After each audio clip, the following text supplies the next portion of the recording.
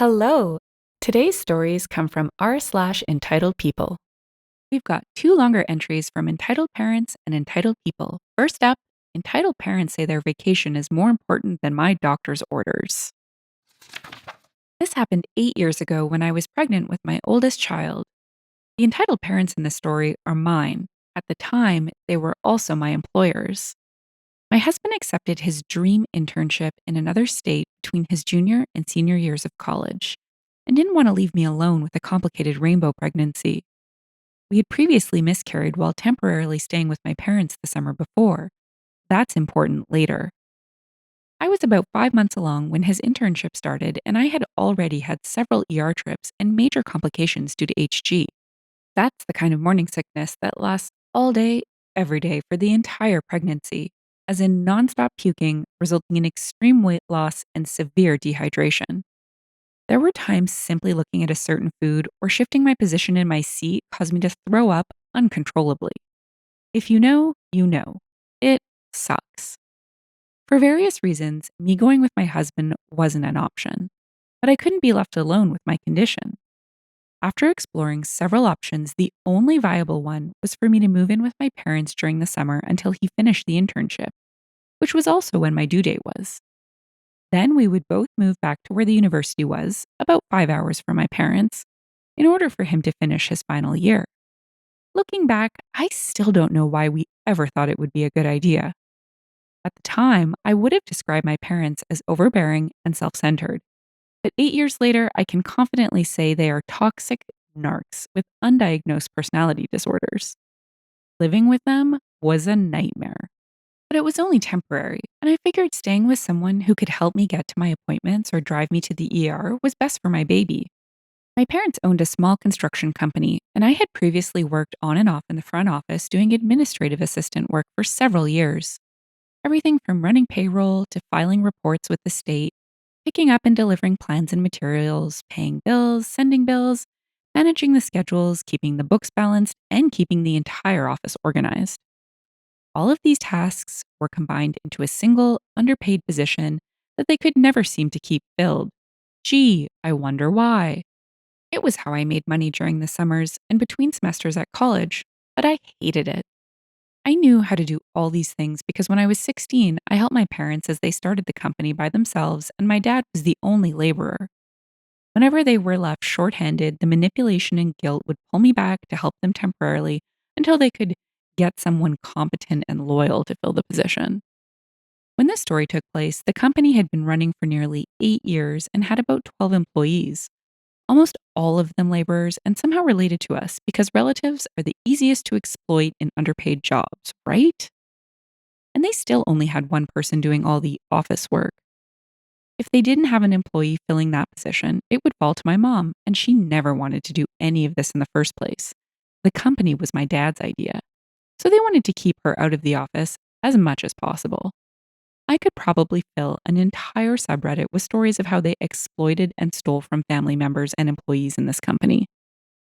The timing of when I moved in with my parents happened to coincide with when their most recent assistant quit, and also when I had just found a medication that made my constant nausea manageable. They needed someone to fill the position, and I offered to help out for a couple of months so that they could find the right person and actually spend more than a couple of days training them before expecting them to be able to handle everything properly. The idea was that by the time I had my baby at the end of the summer, the permanent replacement would be fully trained and up to speed on everything. Also, I could make a little bonus money to help cover costs of having my first baby. So it seemed like a win-win, even if I hated the job. To make a long story short, my parents procrastinated finding a permanent employee to fill the position, making it impossible for me to take a step back from work as my pregnancy progressed. Additionally, at home, they treated me like a teenager. I was 24. They gave me a chore list, and certain nights of the week I was expected to prepare dinner. They weren't charging me rent, so I figured I shouldn't complain. They also snapped at me for the amount of food I ate. I helped buy groceries. Also, I was pregnant and trying to recover from spending the last 5 months of not being able to keep food down. The worst was that they felt entitled to give me all the unsolicited parenting and pregnancy advice, including pseudoscience arguments. And my dad even demanded that I let him touch my stomach to feel the baby move. I was overstressed with being surrounded by my toxic parents at both work and at home, on top of trying to keep my baby healthy and missing my husband. I became horribly depressed and started having really bad PTSD from my miscarriage that had happened almost exactly a year prior in the exact same place. Within 4 weeks of moving in with them, I started having preterm labor problems and was in a considerable amount of pain. I was instructed by my doctor to be on work rest and had to get progesterone shots regularly. But because my parents didn't have anyone else to run the office yet, they bullied me into continuing my work, but just doing it remotely from home. They made it clear that they still expected me to pull my weight at home with chores and meals, and that once my doctor cleared me to go back to work, that I was needed back in the office.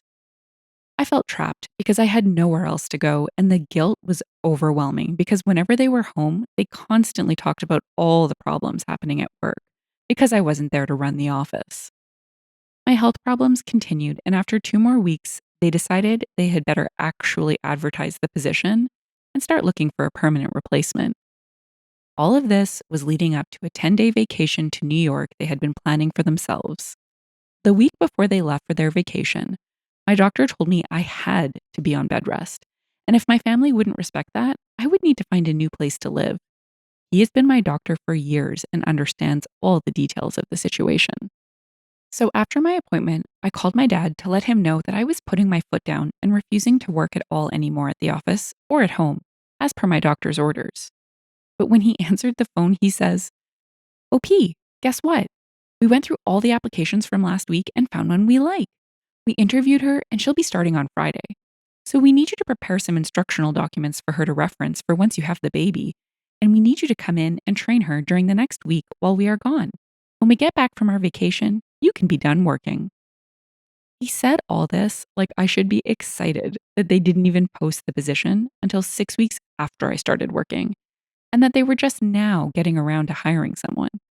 Like I should be glad I was finally getting to stop working almost a month after my doctor told me to stop.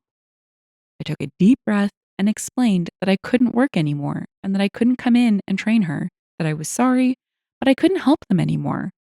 He got really agitated and started telling me I was putting them in an impossible situation because they need to go on their vacation and couldn't train the replacement. And he didn't understand why I couldn't just push through the next week until they got back. I suggested that when she came in on Friday, they train her themselves on the most basic things that needed to be done, still catch their flight the next day as planned, and just put any tasks that needed absolute accuracy on hold until they returned. He answered that they couldn't possibly do any training on Friday because we need to pack for our vacation. We've been planning this trip for months, and if we have to train her, we won't be ready for it. Basically, I needed to go in and do it. I'm frustrated at this point. "I've been ordered to be on bed rest," to which he replies, "Well, what does that mean?" So I say that I need to be in bed. And because he's such an understanding and caring father, he replies, "Okay, we can make that work. I'll put a cot in the office and you can lay down on it while you explain things and train her." And that was the last straw. I told him I would be spending the night at my sister in law's house and hung up the phone. She had driven me to the doctor's office and was still with me. And when I told her what my dad said, she immediately offered to take me in and let me live with her until my husband finished his internship, knowing full well that it meant I would be having the baby while staying with her and that she and her family would be helping me care for a newborn. She's an angel, and I don't know how I would have survived this without her. My husband got permission to work remotely for the next week and drove back home that night and moved me into my sister's house. She and her family cared for me and actually let me be on bed rest. They set up a room for me and make everything as accommodating as possible and never asked for anything in return. I 100% believe the only reason my baby was born at a healthy gestation age is because of their care to bring my stress down and keep me well fed. My parents were furious and accused me of lying to them and stabbing them in the back. They went on my social media and left comments about how hateful I am to those who have sacrificed the most for me and how horrible and selfish I am. On the day they came home from their vacation, yes, they still went. No, I don't know how they made it work. I was in the hospital with more complications and trying really hard not to have my baby early. The hospital is a couple of minutes from the airport, and my sister called my mom as soon as their flight landed to just let her know we were there, so that if something happened with me or the baby, They couldn't claim I maliciously withheld information as more reason to hate on me. But apparently, my mom thought this was an invitation to care about me, and she immediately shut it down.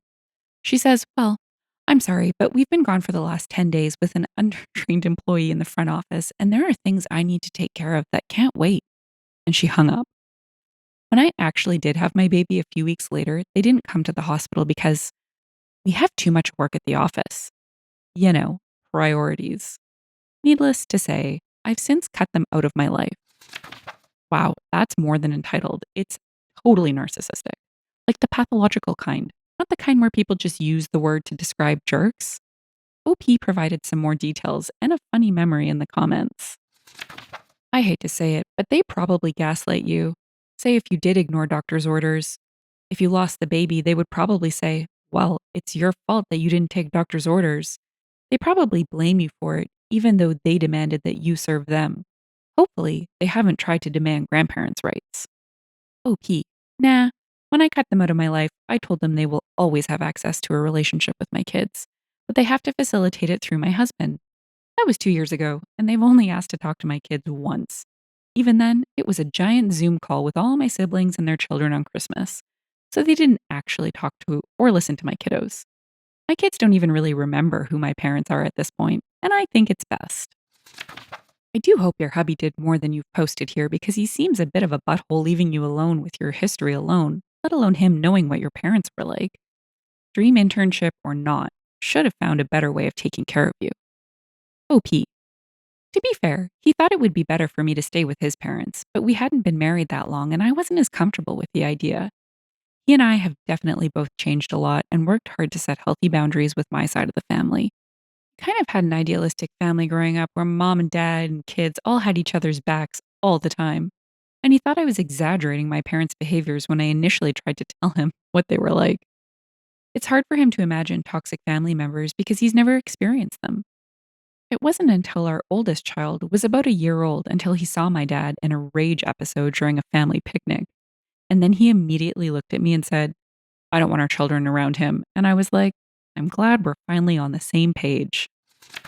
Now, on to our next story. Vindictive ex wife illegally signed application to local HOA in my name. I'll start this off by saying my ex is vindictive as hell. We've been fully divorced since about right before the pandemic started. We sold the house we shared, and I didn't have to pay her alimony because she cheated and we're in an at fault state. It was messy since D Day. All of the stereotypes. First the sobbing, and then trickle truth saying, "I love you. It was just one time." Okay, it was 2 years. And then the gaslighting, followed by, "I'm going to take you for everything," before packing her stuff and walking out. I feel like I never really knew the woman my ex was in all the time we were together. We were married 5 years and together for 7. And in 2 of those 5 married years, she had affairs with 3 other men. The final one being a foreign businessman of some sort, from what I could find out. Yes, I got tested for STDs and was thankfully negative. Yes, she got pregnant by the final affair partner, and no, I didn't sign the birth certificate because I found about all the affairs before the baby was born thanks to a call from the first affair partner. My ex tried to go full scorched earth on me, but since we lived in and were married in an at fault state, she lost. We didn't pay equally into our house, and the equity was divided 70-30. I got a pretty good cash payout when I sold our marital home to put as a down payment on a different house closer to my job. It's a bit of a downgrade, but suits a single guy in his 30s like me just fine. My ex did show up to my house once, but I refused to let her in. She yelled at me that I'd financially ruined her in the divorce. I said that if she was fully willing to do that to me first, and the witch had the audacity to say it should have been my life fracked over and not hers. I laughed so hard and said it was karma. She yelled that she'd sue me for what was rightfully hers. I said if she was going to sue me, then to go ahead and sue me. It'd end up the same way in court because she has nothing but a false sob story. She was the cheater, not me. I'm no angel, but I didn't do anything to her. And she was the one who ruined our marriage. She then said she'd tell everyone she could that I abused her. I said I'd sue her for defamation if she did, and I was recording our interaction and had those words saved to my phone. She went wide eyed and her jaw dropped. The look people are calling the surprised Pikachu face. Then I asked why she was there, if not to just try and make trouble. Because she had a new man in her life that knocked her up. She just huffed at me and said he isn't around much, and she's stuck in a tiny apartment, living off his child support till he comes back. It was immature of me, I know, but I did the bit of playing the world's smallest violin. She yelled at me to go frack myself, and I yelled back that I'd sooner do that than her anytime. She raged at me and then got in her car to leave. Haven't seen her since. There is an HOA in my neighborhood, but I was not legally obligated to join it because the last owner of my house was not a member. I made sure of that through a real estate lawyer as well. The HOA had no grounds to force me to join and were not happy about it. The HOA president would show up with forms every week for the first month demanding I sign them. Then she threatened to take me to court, to which I had to get a cease and desist sent to her from my lawyer to make her stop that. So she started harassing me by looking for any infractions she possibly could to report to the city. An inspector came out several times and found nothing wrong. In fact, I offered one of them a burger while grilling, and they graciously accepted. Did I mention the HOA hates barbecues and parties that aren't approved in advance? Well, they do. And I like to grill when the weather is good, and my neighbors actually love me for it because I invite them over. I had the police called on me several times for noise complaints because I was playing music on a Saturday afternoon while having my friends over. The HOA president I caught trespassing once when she was trying to peer into my windows.